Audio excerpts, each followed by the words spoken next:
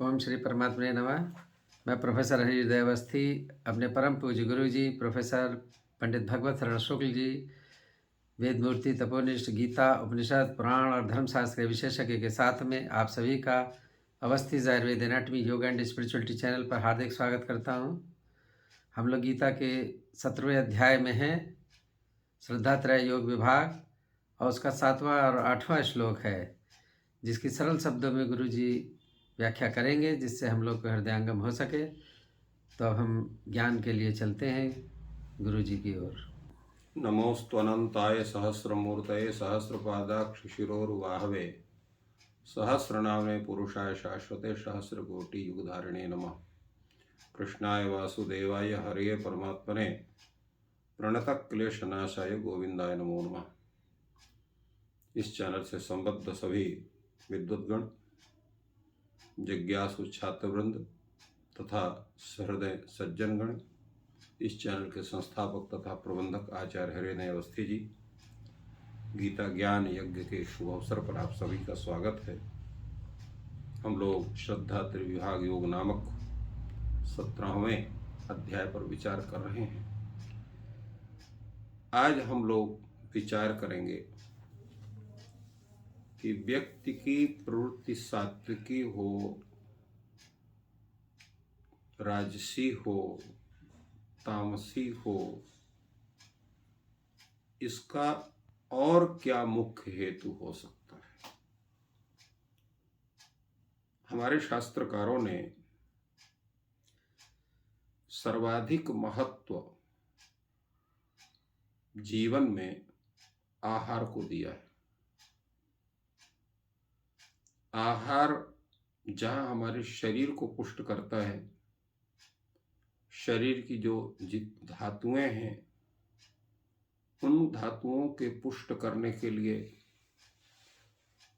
जहाँ आहार की आवश्यकता होती है, वहीं आहार से हमारे मनोवृत्तियों का भी संतुलन बनता या बिगड़ता है। आप लोगों ने गांव में, शहर में एक प्रचलित कहावत है, सब सुने होंगे, जैसा खाओगे अन्न वैसा होगा मन, जैसा पियोगे पानी वैसी होगी वाणी। वस्तुतः यह एक वैज्ञानिक सिद्धांत है। हमारे आयुर्वेद शास्त्र अन्न से वीर या रज निर्माण तक की बात को वैज्ञानिक सिद्धांत के माध्यम से सिद्ध करते हैं कि जो हम अन्न खाते हैं या जो पेय पदार्थ पीते हैं, उसका कितना अंश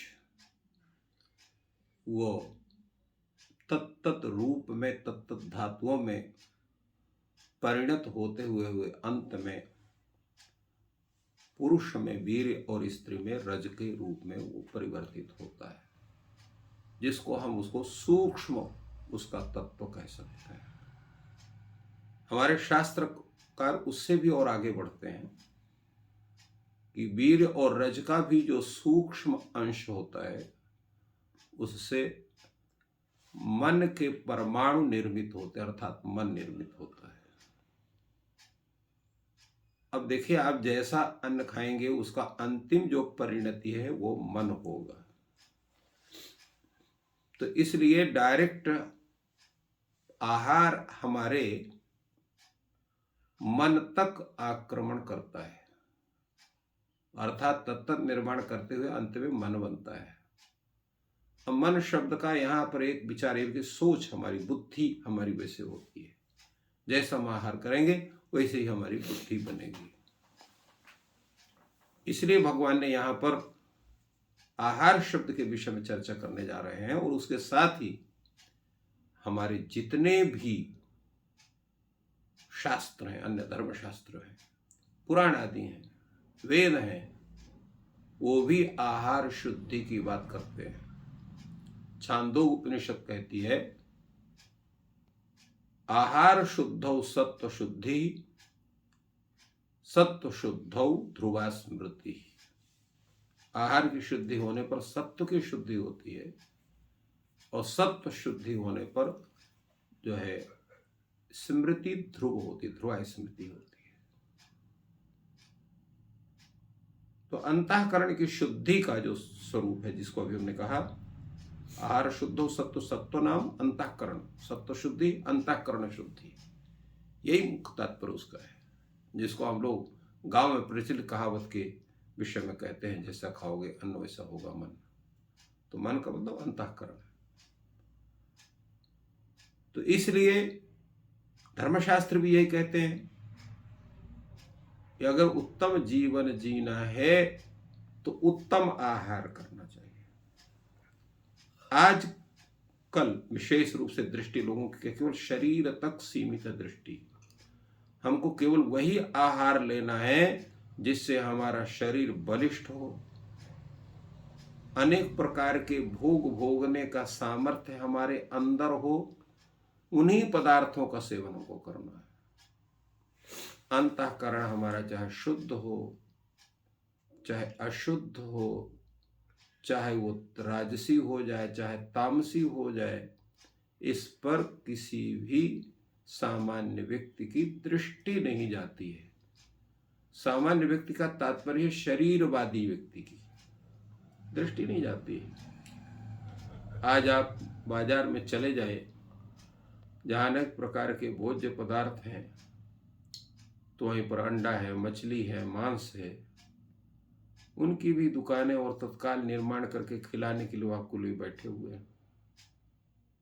क्यों? जिससे आपका शरीर पुष्ट हो जाए, खूब बलवान हो जाइए, भोग अनेक प्रकार के भोग भोगने का सामर्थ्य आपके अंदर हो जाए, और बुद्धि चाहे आपकी जैसी हो, उसे कोई मतलब नहीं है। इसलिए भगवान ने कहा आहार स्तोपि सर्वत्र त्रिविधो भवति प्रियः यज्ञदा यज्ञस्तपस्तथा दानम तेषां भेदमिमं शृणु। भगवान कहते हैं कि आहार भी तीन प्रकार, आहार स्तोपि भव सर्वस्य भवति त्रिविधा, त्रिविधा आहार सर्वस्य प्रियः भवति। इसी प्रकार यज्ञ भी तीन प्रकार का होता है, तपश्चर्या भी तीन प्रकार की होती है, दान भी तीन प्रकार का होता है। इनके सब का भेद हम आपको बताने जा रहे हैं। परंतु भगवान ने पहले यहाँ पर ऐसा भी कह सकते थे, यज्ञ तपस तथा दानम तेषां भेदमिमं शृणु, आहार स्तपि सर्वस्य त्रिविधो भवति प्रिया। भगवान ने यहाँ पर यज्ञ को, तपस्या को पहले नहीं लिखा, आहार को पहले लिखा, क्योंकि आहार से के माध्यम से ही यज्ञ तपादि भी प्रभावित होते हैं। इसलिए आहार का नाम पहले लिखा। भगवान ने कहा कि आहार की श्रेष्ठता सर्वत्र अधिक है। इसलिए भगवान यहाँ पर इनके सब के स्वरूप अलग अलग बनाते हैं कि आहार भी जो है सात्विक भी होता है, राजस भी होता है, तामस भी होता है, और इसी प्रकार यज्ञ दान तपश्चर्या ये भी सात्विक राजस तामस तीनों प्रकार के होते हैं। सर्वप्रथम भगवान सात्विक आहार के विषय में कहते हैं कि सात्विक आहार कैसे होना चाहिए जिससे हमारी प्रवृत्ति सात्विक बने। भगवान कहते हैं आयु सत्व बलारोग्य सुख प्रीति विवर्धनाः रस्या स्निग्धा स्थिरा हृदया आहारा सात्विक प्रिया। भगवान ने ये नहीं कहा कि ये आहार सात्विक होते हैं, कहा ये आहार सात्विकों के लिए प्रिय होते हैं। तात्पर्य क्या है? जैसे आपकी प्रवृत्ति होगी उसी के हिसाब से वस्तु भी वही आपको अच्छी लगेगी। अगर आपकी विचारधारा सात्विक है तो आहार भी आपको सात्विक अच्छा लगेगा। अगर आपकी प्रवृत्ति राजस है तो आपको राजस आहार ही अच्छा लगेगा, सात्विक आहार या तामस आहार आपको अच्छा नहीं लगेगा। इसी प्रकार अगर आपकी प्रवृत्ति तामसी है तो फिर सात्विक और राजस आहार आपको अच्छे नहीं लगेंगे। तो सात्विक आहार तभी अच्छे लगेंगे जब प्रवृत्ति आपकी सात्विक रहेगी। तभी सात्विक आहार कैसा होता है? आयु सत्व बलारोग्य सुख प्रीति विवर्धना। वो आयु की वृद्धि करने वाला होता है, बल की वृद्धि करने वाला होता है, सत्व नाम बुद्धि की वृद्धि करने वाला होता है, आरोग्य प्रदान करने वाला होता है, सुख का संवर्धक होता है और प्रीति का संवर्धक होता है। इतने का संवर्धक माना जाता है। आयु का तात्पर्य क्या है? अगर आप सात्विक आहार करेंगे तो शरीर के जितने तत्व हैं सर्वदा पुष्ट रहेंगे। पुष्ट होने के कारण रोगों से लड़ने की क्षमता आपके अंदर अधिक से अधिक रहेगी। रोगों का आक्रमण आपको अल्प रहेगा। इस कारण से आपकी आयु की वृद्धि हो जाएगी। दूसरा है सत्वकार, जैसे हमने बताया कि बुद्धि आपकी निर्मल रहेगी, तीक्ष्ण रहेगी, सूक्ष्मदर्शी होगी। तो इस कारण से आपके अंदर कुप्रवृत्ति जल्दी प्रवेश नहीं कर पाएगी। तीसरा है बल। बल का तात्पर्य क्या है? यहां पर बल का तात्पर्य यह है कि सत्कार्य करने में आपके अंदर जो सामर्थ्य वो बना रहेगा। सत्कार में आपको सफलता देने वाला मानसिक बल और शारीरिक बल, दोनों बल रहेगा आपके पास। तो इस तरह से आपका ये बल की वृद्धि होगी। और इसके बाद जब मानसिक और शारीरिक दोनों स्थितियां आपकी दृढ़ है तो रोग निरोधक क्षमता इतनी अंदर आपकी बढ़ जाएगी कि रोग आपके ऊपर आक्रमण ही नहीं कर पाएंगे। इस कारण से आपका आरोग्य भी बना रहेगा। और जब हृदय में संतोष रहेगा, प्रसन्न, तो सात्विक प्रसन्नता बनेगी, पुष्टि होगी और मुखादि शरीर के अंगों में शुद्ध आनंद के चिन्ह प्रकट होंगे। तो अनेक प्रकार का सुख आपको प्राप्त होगा। इसलिए सुख विवर्धना और प्रीति का मतलब होगा चित्त वृत्ति का स्नेह युक्त होना। जब आप की चित्त वृत्ति पूर्ण प्रेम संपन्न होती है तो आपका जो मुख है हमेशा मुस्कुराता रहता है। उसमें एक आभा होती है, एक प्रसन्नता के लक्षण आपके मुख में दिखाई पड़ते हैं। तो वो प्रीति विवर्धन का स्वरूप होता है। वो चिन्ह आपके प्रकट होते हैं। इस प्रकार ये जो तत्व हैं सात्विक भोजन के, वो आपको इस तरह से आपके स्वरूप को प्रदान करते हैं। तो ये वस्तु क्या हो सकती हैं? क्योंकि यहाँ पर तो इसका कथन है नहीं कि किन किन वस्तु का सेवन किया जाए जिससे हमें हो। तो इसको व्याख्याकार कहते हैं कि जितने भी गव्य हैं, माने गोदुग्ध, गोघृत, गोदधि आदि, या पंचगव्य, पंचामृत हम लोग एक वाक्य कह सकते हैं, जो सात्विक शाक हैं, फल हैं, और इसी प्रकार मिष्टान्न है, गेहूं है, जौ है, चना है, मूंग है, चावल है, ये सात्विक आहार के अंतर्गत आते हैं। और इनसे भिन्न जो वस्तुएं हैं या जो शाकाहार से अतिरिक्त मांसाहार आदि हैं, वे सब राजस या तामस के अंतर्गत आते हैं। अब उनकी भी चर्चा आगे होगी, कौन कौन से ऐसे वस्तु हैं जो राजस या तामस है।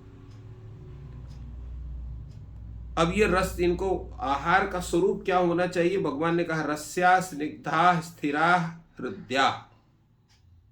ये 4 विशेषण भगवान ने आहार के बताया। रस से होना चाहिए, स्निग्ध होना चाहिए, स्थिर होना चाहिए और हृदय होना चाहिए। तो ये रस कौन है? जिसमें रस हो, जैसे दुग्ध है और जितने ही प्रकार के जिनको हम रस कहते हैं आज के ज़माने में, जिनको आप जो है पेय पदार्थ कहते हैं। पेय पदार्थ का मतलब नहीं है कि वो जो बाजार वाले पेय पदार्थ का मतलब नहीं, माने फलों के रस आदि और दुग्ध आदि जो है ये उसके अंतर्गत, रस के अंतर्गत आएंगे। इसी प्रकार जो है आपके स्निग्ध में पदार्थ में जैसे घृत है, नवनीत है, ये सात्विक पदार्थ जो है स्निग्ध के रूप में आएंगे। और इसके पश्चात क्या है? स्थिर पदार्थ। स्थिर पदार्थ क्या है? जिन पदार्थों के भक्षण करने से आपके शरीर में कुछ समय तक रहें और रह करके आपके शरीर को ऊर्जा प्रदान करते रहें, ऐसे जो पदार्थ हैं उनको हम स्थिर पदार्थ कहते हैं। और जो हृदय है, हृदय कौन है? जो अपवित्र नहीं है, जो है मलयुक्त नहीं है, मन को रुचि प्रदान करने वाले ऐसे पदार्थों को हृदय कहते हैं। तो ऐसे जो पदार्थ हैं वो सात्विक भक्ष भोज्य लेह चोष, 4 प्रकार के जो पदार्थ हैं भोजन के, ये जिनकी गणना पूर्व में की गई है, वे सब आहार वे सात्विक लोगों के प्रिय होते हैं। अर्थात सात्विक जन ऐसे आहार को करते हैं और उनकी बुद्धि शुद्ध होती है। इस प्रकार भगवान ने सात्विक आहार के विषय में चर्चा करके सात्विक जीवन जीने के विषय में, सात्विक स्वरूप को स्थापित करने के विषय में एक बहुत ही सुंदर उपदेश हम लोग कल्याण के लिए भगवान ने प्रदान किया। तो इस प्रकार इस अध्याय में जो सात्विक आहार के बारे में भगवान कृष्ण ने बोला है, उसको सरल शब्दों में वैज्ञानिक तरीके से गुरुजी ने हम लोग को समझाया कि कौन कौन सा आहार ऐसा है जिससे मन में सात्विकता बढ़ती है और हम सात्विक दृष्टि, सात्विक मन से युक्त होते हैं। और आप भी सात्विक हों, ईश्वर आपकी सहायता करें। आपका दिन शुभ हो। धन्यवाद।